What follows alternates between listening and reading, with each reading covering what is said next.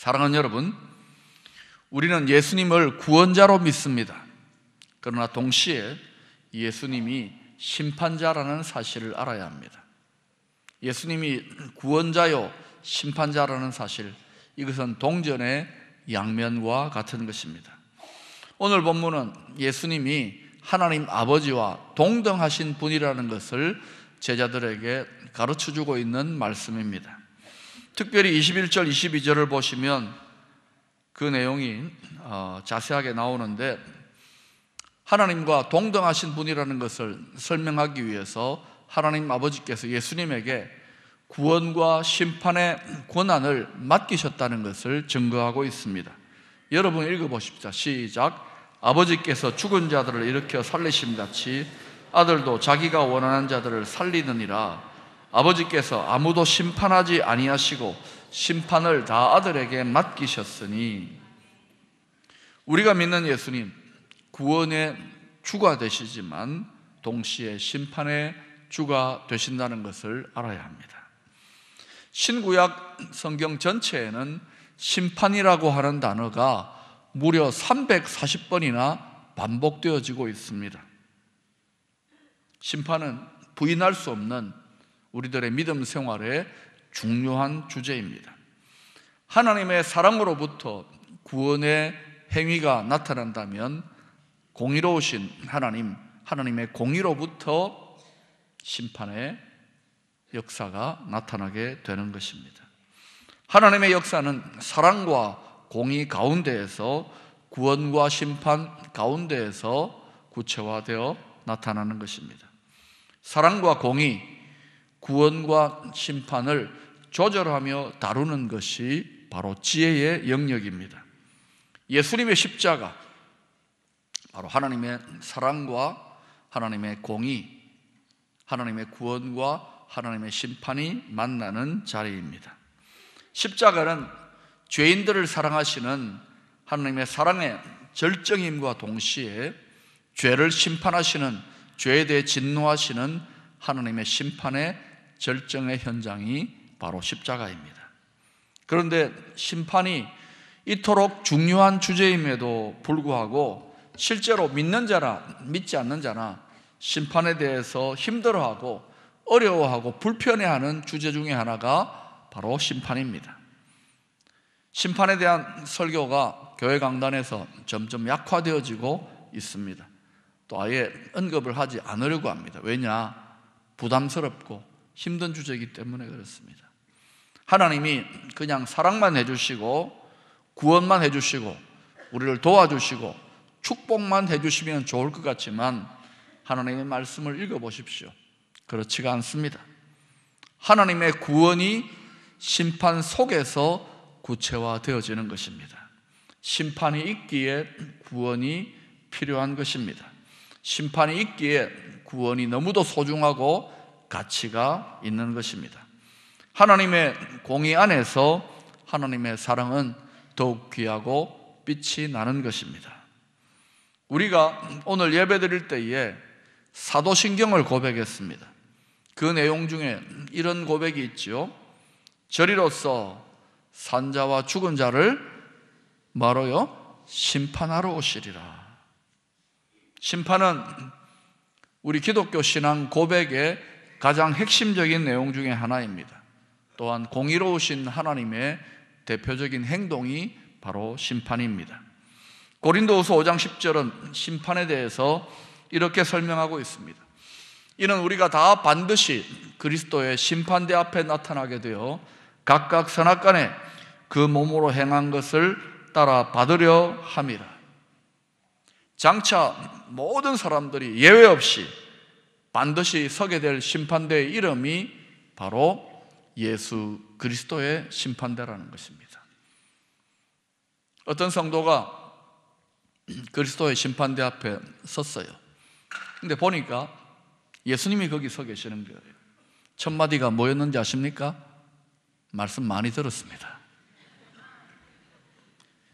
그리스도의 심판대, 예수님이 모든 심판의 주관자라는 사실입니다. 이 사실에 대해서 오늘 본문 27절은 이렇게 증거하고 있습니다. 또 인자됨으로 말미암아 심판하는 권한을 주셨느니라. 자, 그런데 심판이 있다면 무엇을 근거로 어떤 심판을 받는가가 중요한 문제가 될 것입니다. 요한계시록 20장 12절은 심판의 모습을 이렇게 증거하고 있습니다.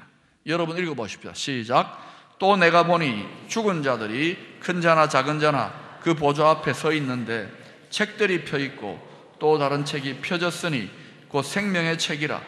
죽은 자들이 자기 행위를 따라 책들에 기록된 대로 심판을 받으니. 여기에 심판의 현장에 두 종류의 책이 등장합니다. 하나는 생명의 책이요, 하나는 소위 행위의 책입니다. 한번 따라 하십시다. 생명의 책, 행위의 책. 생명의 책이 무엇이냐면 구원자 예수 그리스도를 믿음으로 영원한 생명에 참여하게 된 성도들의 이름을 적어 놓은 책입니다. 일종의 장부라고 할 수 있습니다. 요한계시록 21장 27절은 이 생명책에 대하여 이렇게 기록하고 있습니다.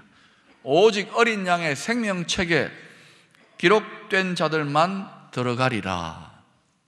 어디에 들어간다는 말입니까? 그렇다면 이 어린 양의 생명책에 그 이름이 기록되지 못한 사람들은 어떻게 되는 것일까요? 요한계시록 20장 15절은 이에 대해서 이렇게 증거하고 있습니다. 누구든지 생명의 책에 기록되지 못한 자는 불못에 던져지리라. 하나님의 계시의 말씀입니다. 우리가 부인하고 아니라고 한다 하더라도 이것이 장차 당면하게 될 심판의 모습인 것입니다. 마지막 심판의 때에는 생명의 책에 이름이 기록된 사람과 기록되지 못한 사람으로 나뉘어집니다.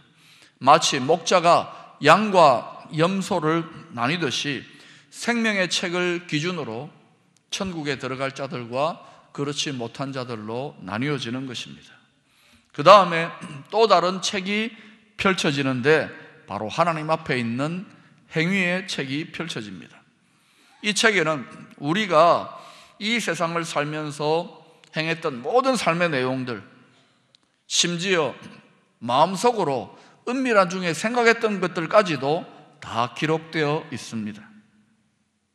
오늘날 우리도 모르는 사이에 CCTV나 핸드폰 등을 통해 가지고 우리의 행동이나 또는 목소리가 저장되기도 하지 않습니까? 마지막 심판의 때에 이 행위의 책에 드러난 우리 삶의 모습들이 우리의 심판 여부를 결정하는 명백한 증거가 될 것입니다. 이 우주적 재판정에서 증거가 있느냐? 증거를 대봐라. 증거가 있으면 증거를 대봐라. 이렇게 이야기할 수 없어요. 왜? 행위의 책에 남김없이 우리의 모든 은밀한 것들이 다 기록되어 드러날 것이기 때문입니다. 자, 그런데 여기서 분명하게 알아야 할 사실이 있습니다. 그것은 어린 양의 생명책에 그 이름이 기록된 성도들을 향한 행위 심판과 생명책에 그 이름이 기록되지 못한 사람들의 행위 심판의 그 성격이 완전히 다르다는 것입니다. 첫째로 예수 그리스도의 생명책에 그 이름이 기록된 성도들의 행위 심판은 상급을 위한 심판입니다. 다시 말하면 하나님의 자녀로서 어떤 믿음의 삶을 살았는지 그 믿음을 평가하는 의미의 심판입니다. 이 평가를 통해서 하나님께서 우리 믿음의 삶에 대하여 주실 상이 결정되어지는 것입니다.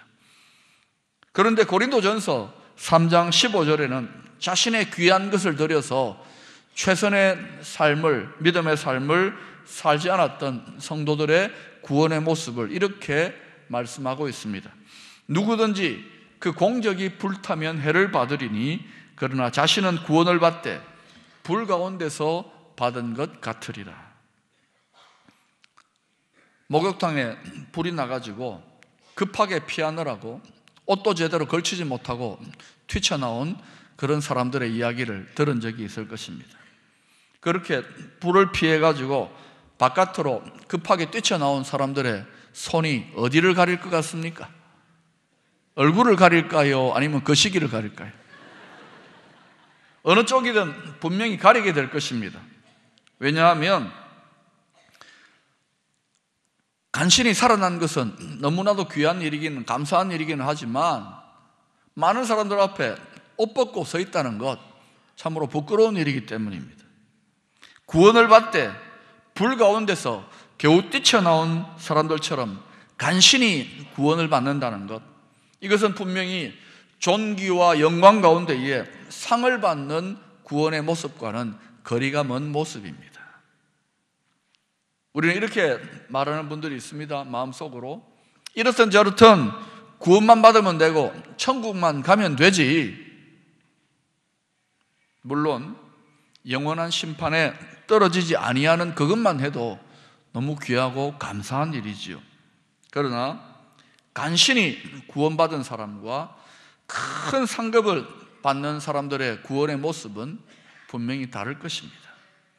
모두가 영광스러운 상급을 받아서 기뻐하며 감격하고 있는데 본인만 그 자리에서 벌거벗은 사람처럼 아무런 상도 없이 그저 서 있다면 얼마나 부끄럽겠습니까? 다시 한번 내 인생에 기회가 주어진다면 하고 크게 후회하지 않을까요?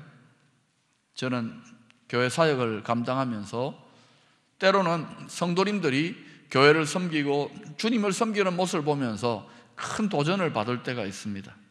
힘들고 어려운 여건 속에서도 한결같이 귀한 것을 들여서 열심으로 주님을 섬기는 그런 성도들을 보면 장차 하나님 나라에서 저 성도가 받을 그 영광과 상급이 얼마나 크고 귀할까, 이런 생각을 실제로 해봅니다. 또 장례를 집례할 때에 일생 하나님 위해서 충성을 다한 성도들의 장례를 집례할 때면은 이별의 아쉬움도 있지만은 이 성도가 주님의 품에 안겨 얼마나 큰 영광 가운데 상급을 누리고 있을까, 이런 상상을 해보는 것입니다. 디모데후서 4장 7절 8절에 마지막까지 최선을 다해 달려갔던 사도 바울이 자신의 믿음의 여정을 회고하면서 이런 고백을 하고 있습니다. 나는 선한 싸움을 싸우고 나의 달려갈 길을 마치고 믿음을 지켰으니 이제 후로는 나를 위하여 의의 면류관이 예비되었으므로 주 곧 의로우신 재판장이 그날에 내게 주실 것이며 내게만 아니라 주의 나타나심을 사모하는 모든 자에게 도니라. 사랑하는 여러분, 주를 믿는 여러분의 이름이 어린 양의 생명책에 기록되어 있는 줄로 믿습니다.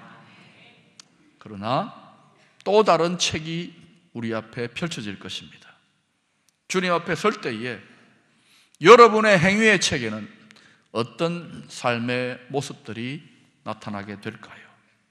그날에 부끄럽지 않게 큰 상급을 받을 수 있도록 충성된 모습으로 믿음의 경주를 끝까지 완주할 수 있기를 축원합니다.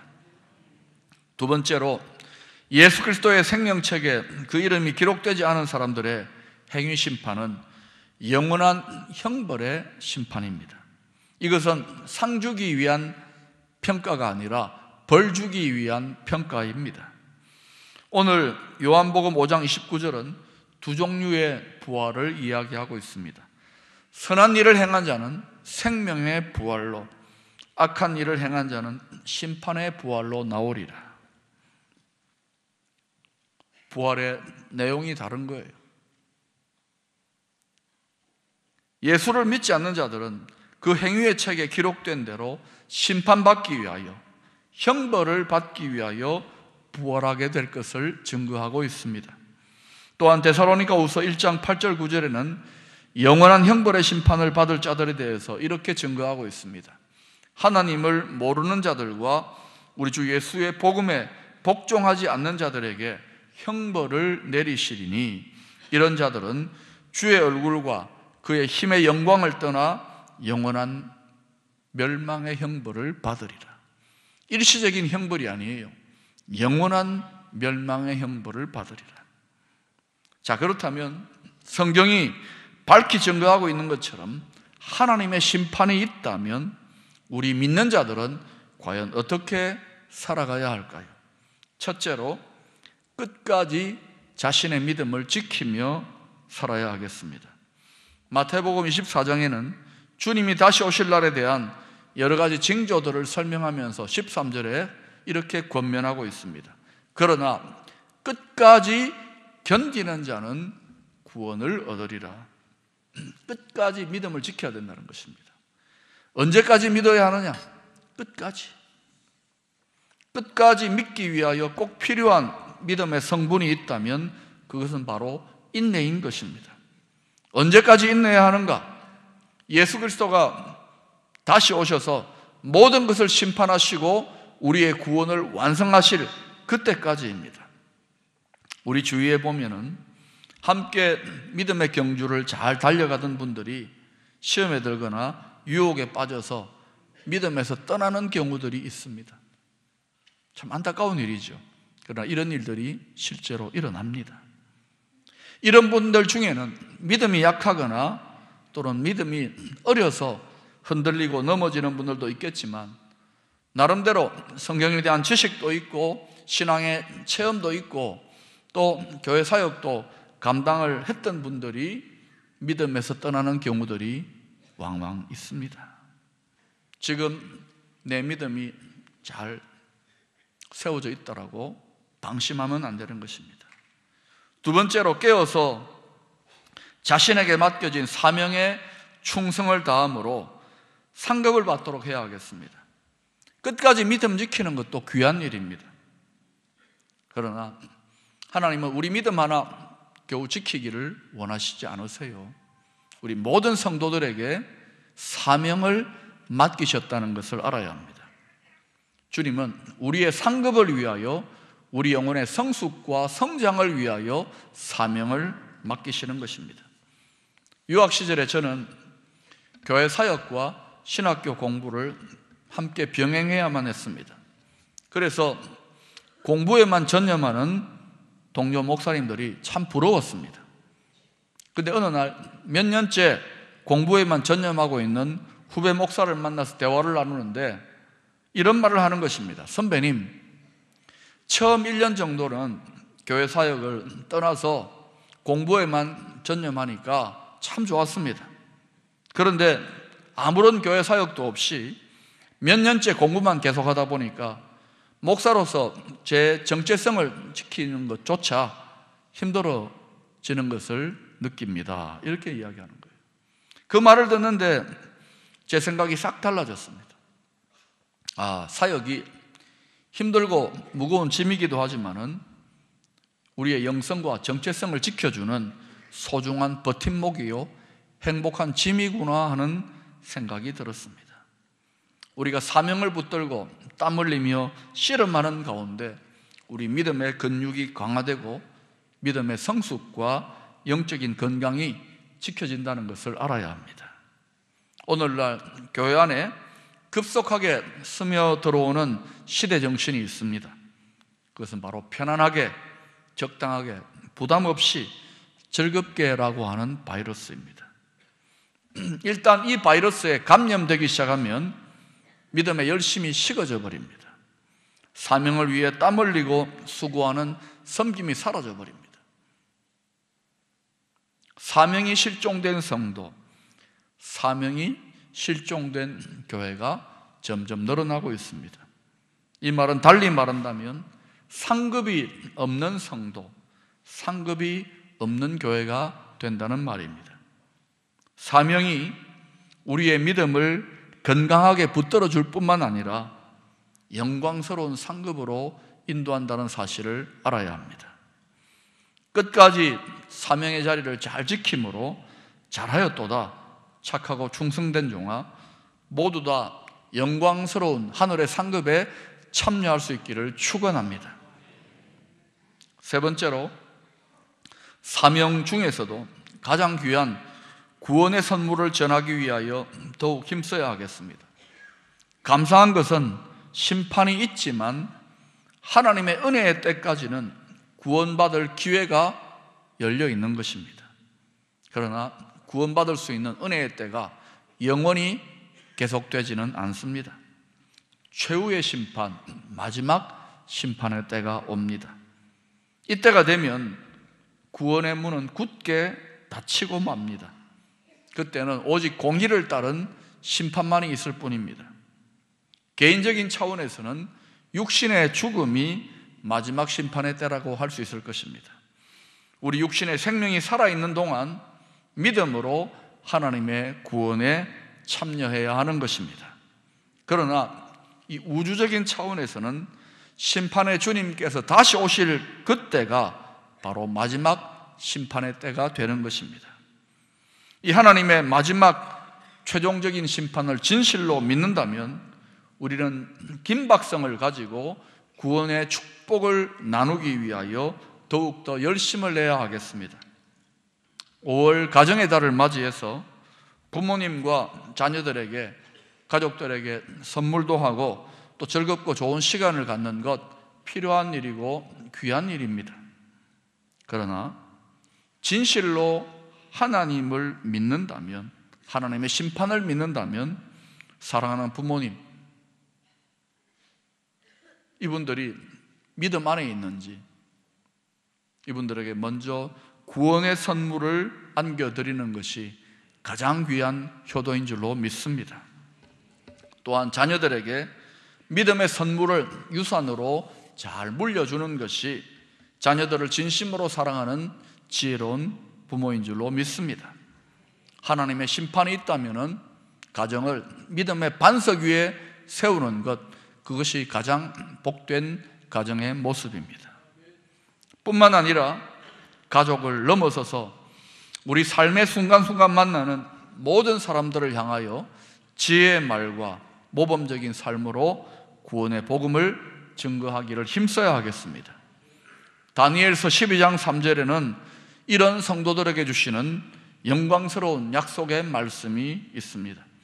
지혜 있는 자는 궁창의 빛과 같이 빛날 것이요 많은 사람을 옳은 대로 돌아오게 한 자는 별과 같이 영원토록 빛나리라.